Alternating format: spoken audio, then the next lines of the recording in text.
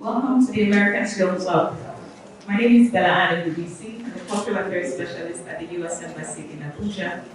I want to thank you all for joining us today. Happy International Women's Month.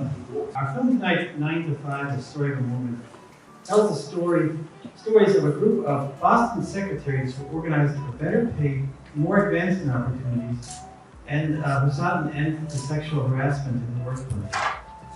Their unconventional approach attracted the press, and they attained many of their goals. One can even see that they shamed their bosses into achieving what they wanted.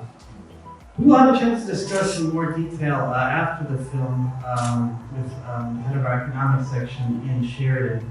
And we'd be interested to hear your thoughts about this film in the Nigerian context.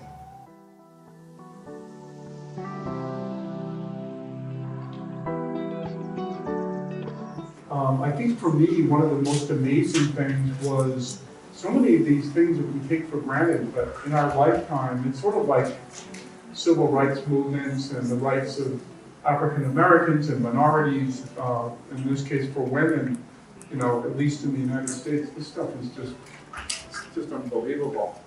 I actually wrote to my older sister a few days ago saying that we're going to have this event. She saw it on Netflix, and it was very impacting for her, more so than me, because for her, she remembers, this era.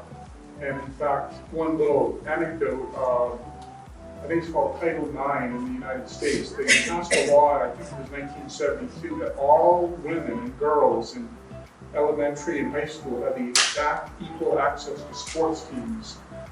And she missed it, but her younger sister had access later on in high school to sports teams. And stuff was just unheard of. And she said that what was amazing is that we didn't even complain, we didn't even think about it. So, although there's a long way to go still, there's incredible progress. For me, it was just very impacting. What other thoughts do people have? Any particular thoughts that people, that really grab them more than anything?